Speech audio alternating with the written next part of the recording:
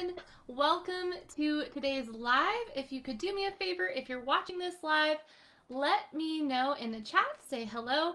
I watch for those comments to make sure everything's working, like my microphone. So today we are going to dig into a question that I get asked all the time by both new and experienced bookkeepers. Do I need a niche for my bookkeeping business? Right?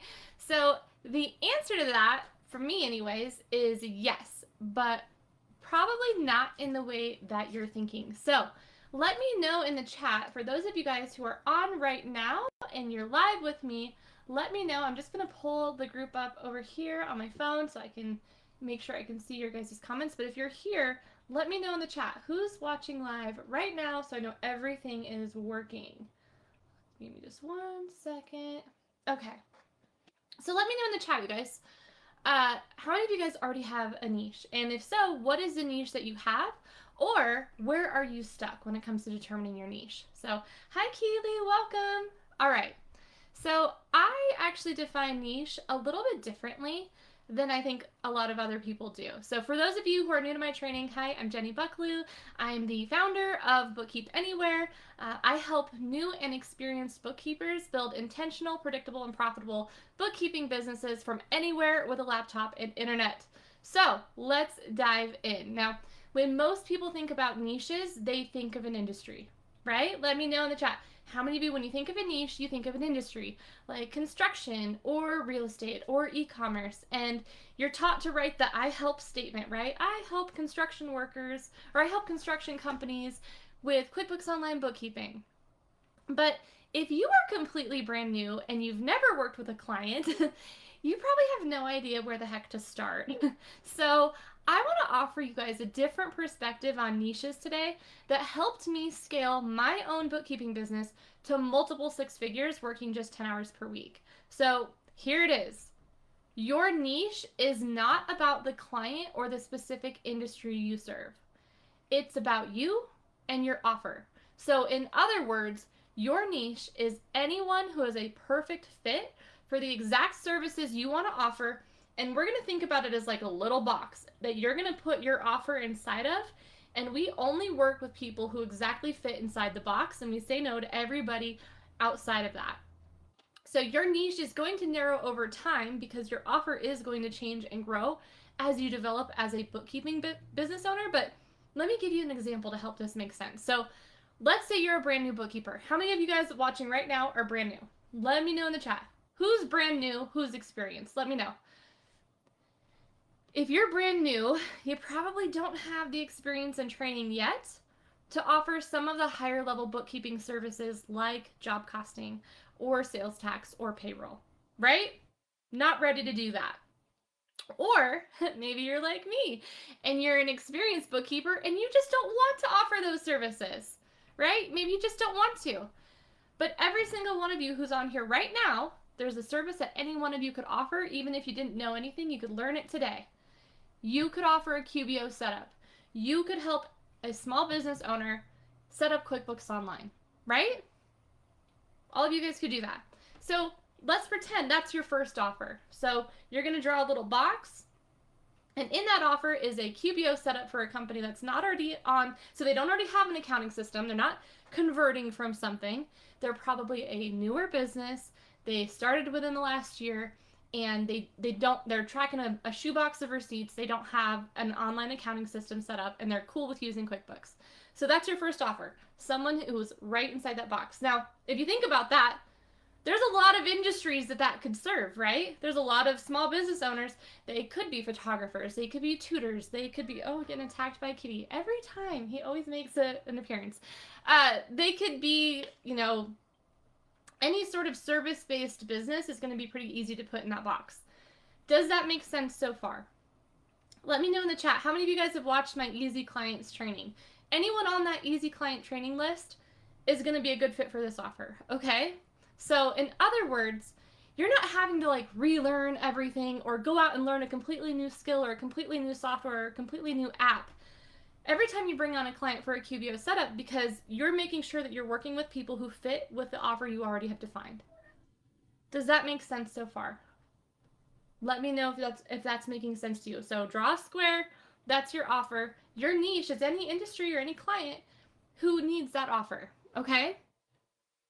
Now, if everything is so broad, well, how the heck are we going to find people, right? How do you find people who fit when your target audience is so broad? So, one of the things that I would say is you want to start with your low hanging fruit. And the way to do that is to find people who already know, like, and trust you, who are already in your circle and your social media, and post on Facebook or whatever social media you're using what I call the curious student post. So, it goes like this. You're going to copy and paste this.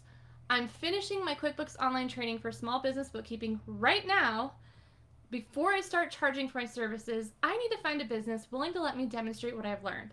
Do you or someone you know need help setting up QuickBooks Online? I can help you get your account set up the right way and lock in a discount that's only available to pro advisors like myself. You just pay for your discounted subscription and I will get you set up, no charge for my services. Send me a message if I can help you. So I call that the Curious Student post. It's a quick and easy post on Facebook or whatever social media platforms you're already using. So we have actually had many students land that first client right away from just making the post. Sounds crazy, right? But it's just like telling people, hey, I can help you set up QuickBooks. If you think about it, there are probably, you've probably set up your business or you've started to. How many of you have actually told your friends and family about it? Let me know in the chat who has not yet posted online, said, hey, I've hung out a shingle, I've opened my business. How many of you are nervous to do that? How many of you feel uncomfortable putting your business out there in front of your friends and family? Let me know in the chat because it's a pretty common thing that people are like, I feel uncomfortable sharing this. Well, here's the thing.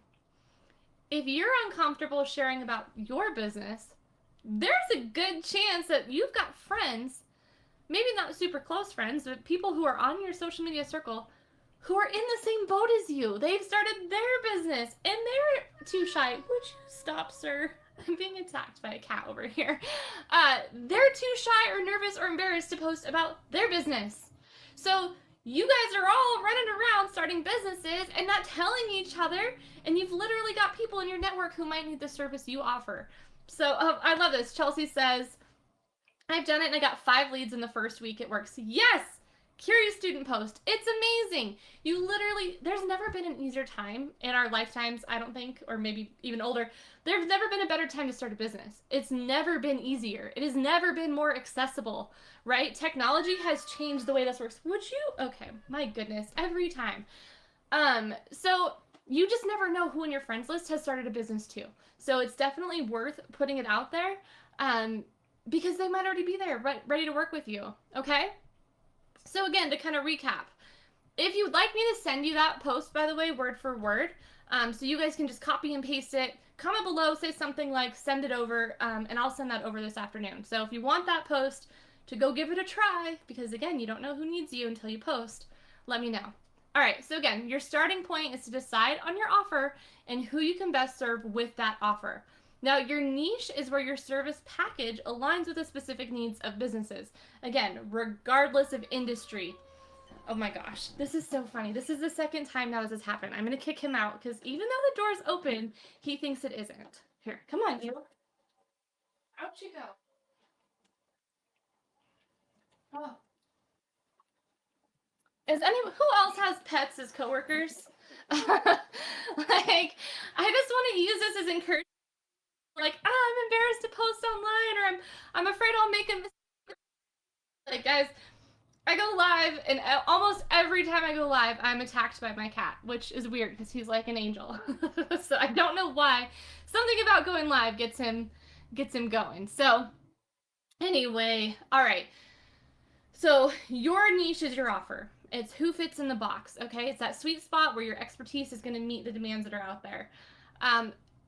By default, because we are saying here's our box, we are defining the services that we offer and who fits in there. That means some people are going to be excluded, and that's good. It's as important, you guys, to identify who you want to work with as it is to identify who you do not want to work with. Does that make sense? Like, you've got to exclude some people. Some people are not going to be a good fit. I almost think, especially for those of us who are more people pleasers, defining who you don't want to work with is maybe even more important. It helps, you've got to set your boundaries. Like from day one, set those boundaries in your business, okay? You have to protect your offer. You have to really define your offer. And would it help you guys to hear like what my offer was and how I define that for my business? So my goal was to build a freedom business. Okay, so I wanted a six-figure income working part-time hours, like 10 hours a week or less. That's what I wanted. So the one benefit I had is I started that way. Like from day one, I knew that was the intention I was using to build my business. I knew I didn't want client meetings. I didn't want tax filing deadlines. I didn't want the stress of payroll. And I knew I only wanted to work with business owners, not their admin, not their employees. I wanted to work directly with the owner of the business. Just a personal preference. It's a lot easier. So I offered monthly and quarterly cash basis bookkeeping services for clients in the US using QuickBooks Online. That was my whole offer. You guys, people have asked me about, like, well, what if they're on a different software? Do you work with that and learn it? No, that's not in the box. What if they're on a different software but they're willing to convert to QuickBooks? No, that's not in the box. I don't want to deal with conversions. I don't want to learn every, like, in order to do a conversion, you have to basically learn the software you're converting from, too, like, to get it over. No, thank you. That's someone else's offer. That's someone else's specialty. That's someone else's niche. I want to work with really simple ones. Um, so I had over 100 clients, you guys, paying me month after month for those really simple basic services. So if anyone says, oh, you can't set that as your offer, that's not true. Like, for every offer, there's going to be the people who are the right fit for it. Now, that's exactly where I started. Then later, so for those of you who are like, well, how does this pivot? How does this change? Later, I decided to expand my offer to include job costing. So sometimes what's going to happen, you're going to get really good at what you're doing, and maybe you get bored. Maybe you want to learn new things. Maybe you want to start charging more. So as you guys learn and develop new skills, your core offering is naturally going to start to evolve, right? Does that make sense? You're going to learn new stuff, which means your offer might change if you want to. So perhaps you also decide you want to add job costing services to your repertoire. Now, as this shift occurs, that helps your focus narrow, right? Because if we're going to learn this new, more valuable skill set, we want to start to zero in on clients who specifically require job costing. And those who don't align with that service, they're no longer a perfect fit for what we offer. Like, they're no longer in the box. Chelsea said, can you repeat your offer again, please? Yeah, I can do that. Hold on. I have my notes up here so that way I say it's exactly right. So I offered monthly and quarterly cash basis bookkeeping services for clients in the US already using QuickBooks Online, and narrowed it down by working directly with the business owner. Does that help? Okay. So again, we're narrowing the box, we're changing it now. Here's my new offer. People who don't fit in that anymore, like maybe initially your QBO setup offer was really simple and really basic. So maybe 50 different industries could have been served. But now, if I'm saying, oh, my expertise is evolving, I want to focus on clients who need job costing. Well, now I'm down. Now I went from 50 industries who need basic stuff to maybe 10 industries that need job costing, right? And then the more that you work with those specific clients, the more that you start to narrow down, the better you become at serving them. So as you continue to learn and refine your skills now within your new subset, your offer becomes even more tailored to their unique needs. And this is where you get to transition from being a generalist to being a specialist, from being a beginner to being an expert. So the question about, like, oh, do I need a niche and when do I need a niche? The need changes with you. The need changes as you change because the niche is tied to you, right? So does that make sense? Does that make sense, everyone? I want to make sure this is resonating for you. So your offer can change as you grow. Your offer defines who you work with. So it's not like I pick an industry and then I figure out what they need and I try to offer it. No. Starts with you. What are you good at? What do you know how to do right now? Who needs that? Those industries become your niche. And then as that changes, what you know grows. What you want to focus on grows. The industries that need those specific things change or shrink, right? It becomes more focused. Okay. Now, this is where the magic happens, right? This is where you start to really unlock the benefits of having a niche. When you've actually done enough work to know who your niche is and to get good at serving your niche, right? Benefit number one is it becomes a lot easier to market in a way. So, when you have a broad audience, you're just trying to get in front of as many people as possible because you don't have a specific marker, right? You're just trying to get it out there in front of everyone. Hence the Facebook post. As you narrow down, it becomes more laser focused. So you can start to target the exact clients who need your specialized services because now you're calling them out. Now you know who they are. So your marketing is going to get more efficient because you know who you're looking for. It's not just like walking to a room of 100 people and be like, hi to everyone. It's like, oh, there's the guy in the construction hat. That's who I'm going to. All right. You also, by the way, get to charge higher prices. So one of the things that I definitely noticed, and I think we all kind of know this, right? A generalist can't charge as much as a specialist. So the more specialized you become, you get to charge higher rates for that. And clients are going to be willing to pay a premium because you're exactly who they need. And then finally, no more learning curves. That's the other reason I really like the niche is that sometimes when you're starting out and you're trying to figure out what your niche is or what that offer is, you experiment, you get opportunities and you're like, well, I'll try learning this or I'll try learning that, and you figure out like, oh, there's like a steep learning curve to a lot of these things.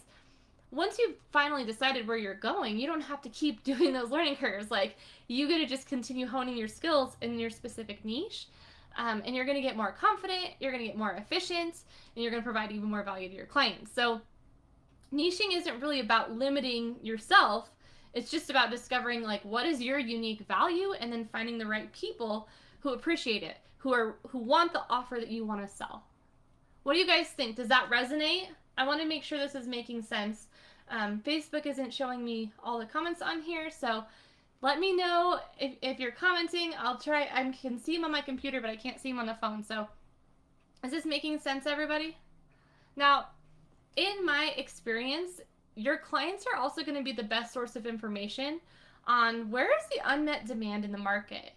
So if you're thinking like, how do I pick a niche that's profitable? How do I pick a niche with lots of demand? Remember, we started out broad. We started with a super simple offer that could serve a lot of people.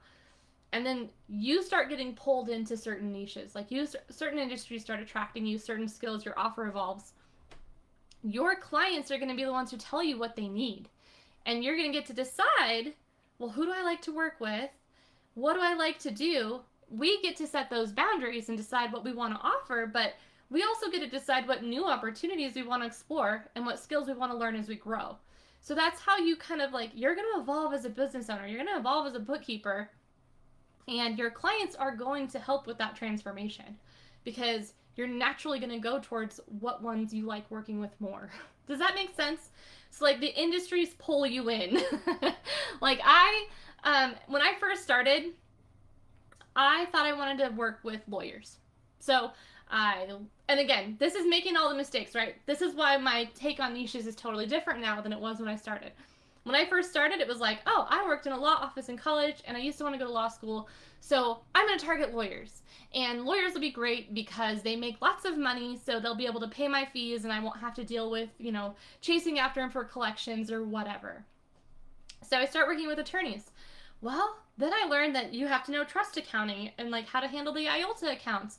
And they're using Clio for their as an app that needs to integrate, and they're really hard to get a hold of, and they want to redline your engagement letter. And I found all of these reasons, but I was like, man, I hate this. I don't want to work with lawyers. I don't even want to talk to them. I don't even want to talk to my clients.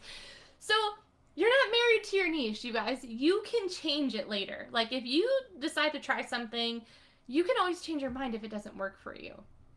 Like, again, I want to just reiterate, like, it's not a permanent thing. It's a helpful tool to figure out like where you want to go in your business and where you want to focus. But if you don't get it right the first time, like if you start to go a direction and you realize it's not working for you, you can say no. Right? You can look back at what other clients do I enjoy working with? What other skills do I want to learn? How do I want to evolve? And move in that direction instead. So I hope this has been helpful for you. Again, I think, most trainings on niches talk about like look at this industry, look at these demographics, and it's all external. I want you guys to look internally for your niche. I want you to look at, how do I build my business with intention? How do I decide what I want to offer? And from what I want to offer, then who do I know that would be a good fit? Who fits my offer? Not who do I think would be a great client for without any knowledge whatsoever? And how do I create an offer for them? And that's going to be really hard, by the way. If you've never worked with lawyers before, you don't know what to offer them. Right? You don't know what apps they're using. You don't know what specialized accounting they need. So people look at it in the wrong direction, right? So the offer starts here with what you know and what you want to offer. See who it's a good fit for. See who you enjoy and what else they need. What demand is being unmet for the people you enjoy working with the most. And then you can continue to grow yourself and your offer to cater to those people as you go. So that's all I had for you guys on niches today. I hope that was helpful. I hope that it maybe changes your perspective a little bit on how to define yourself and your role in your business, in terms of like who you want to look for clients and how to go about that. So let me know if you guys have any questions for me. I'm watching. I can see the chat here on my computer. Does anyone have any questions for me on niches? Anything specifically you'd like to know? Michael says some industries have different needs and it may be common to have an in-house bookkeeper in those industries. Yeah, and that's something good to know too. And there's, all kinds of things that you don't really know until you kind of get started. My Leah says, I did bookkeeping with attorneys and I know to stay away. Yes. And I even worked for a bookkeeping firm and they already had the rule of we don't work with attorneys, and I thought, oh, well, that's great. I'm going to target attorneys when I start my own firm, and then there's no conflict of interest. And I'm like, nope, lesson learned. If people are willing to teach you lessons, learn them. Donna says, do we have to have a niche? Well, yes, you have to have an offer. Like, by default. So if you watch the training, maybe you just jumped on, your niche is your offer, and then it's going to grow and evolve as you do. So you absolutely have to have an offer. Everyone has to have an offer, right? What services are you providing? What are you qualified to provide? What can you do? How can you best serve people? That's where you start. So it starts with you. It starts internally, and then the niche will kind of choose you. Like you'll refine yourself into like a more specific offer, and that more specific offer will serve fewer and fewer industries or fewer and fewer types of clients. So you're naturally going to fall into a niche there. Can you repeat your offer one more time for us, please? Would you guys like me to just copy and paste it into the chat? Let me see if I can find it. I think I already closed my thing, but my offer.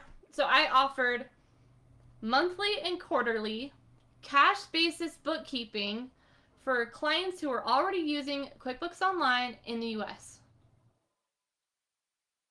So hopefully that helps. I'll see if I can find my notes that I had up and put there.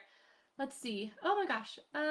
So I did nonprofit books for church, a nightmare to me decision makers. Yeah, and that's like, so like nonprofit was one of the areas where I'm like, oh, I know nothing about nonprofit. That can't be part of my offer because I don't know how to do nonprofit accounting. And also a nonprofit typically has a board, not like, so I'm like, I want to work with a business owner. I don't want to work with a board. Okay, so I threw myself out there, and the 5 leads I got were all different industries. It's been interesting, and now I'm realizing that I can work smarter by niching down and saving time to increase volume. Yeah, absolutely. Like, and again, can you see how if you niche down based on your offer, so it's not necessarily about an industry. Like if you, any client that I could bring on who fits in the exact offer and I don't have to relearn everything to work with them, I could hand them off to my team without any new training, then that's my niche, right? Okay. Sterling, this event is in the Bookkeep Anywhere group, not Bookkeep Anywhere Live. So this is not a cohort only meeting. This is just for the Bookkeep Anywhere group. Okay, hold on. There we go. My first client started with QuickBooks Setup. Ever since I've been wanting to do setup, but just don't know where to look for those clients. Have you posted on your Facebook page? Have you made the post? Have you reached out? When people say, I don't know where to look for those clients, my first question to them is always, what have you done so far? Right? Because I think in general, you do know where to find other humans. And that's all you're really looking for. Because you literally don't know who has a business and who doesn't on your social media, on your Facebook, on LinkedIn. So cast a wide net. That's why you post on your stuff. It's not necessarily like, oh, I'm going to find these 10 groups and I'm going to go in there and I'm going to engage and I'm going to, which you could. You could, absolutely, but you could start easier than that. Low hanging fruit. You probably have friends right now who started a business just like you, and you don't know about it because they're too shy or nervous or whatever to post about their business just like you are. So, Sarita, have you posted about your business on your Facebook page? That's where I would start. The other places I love to find clients, go network, BNI. You can. I love Upwork. I love Fiverr. Those ones those are probably my favorite because I don't like to have to go out. I don't like to have to go to networking events. But if my back was against the wall and I needed a client tomorrow, I would hit up BNI. Like, absolutely. Sarita says, not lately. Yeah. Sales is not a one-time thing. It's not like, oh, I posted one time and everybody who was interested reached out to me. No, no, no. You have to get in front of the right people at the right time when they actually need your services. So you need to be consistently reminding people that you have a business. And also remember that they're not all going to see it. Only like a teeny tiny smidgen of your whole Facebook is going to see it. So you've got to continually be posting stuff to let people know that you're looking for clients and what you're doing. Does that make sense? And Sterling, let me know. Did I understand your question correctly? I mean, because you're not in the cohort, so I'm confused. I'm confused by your question because you're in here. So, all right. Sorry, I came to chat late. Do you recommend another video on your page to start? Do I really start combing over QuickBooks? I am very confused about your question, Dustin. Oh, do I recommend? Okay. Dustin, for you to get started, I recommend first the mini course. That's a good place to start. It talks about all the basic stuff and how to get started there. So if you haven't already, I would start with the free mini course. And if you search the group, Sterling has actually posted the link about 100 times for people. So if you search the Facebook group, it's in there. I think it's even in the welcome post. So that would be where I would start for you if you're just getting started. All right, any other questions, you guys? While we're here, any other questions about these? Okay, cool, a mini course, yeah. Anything else you guys want to ask while you've got me?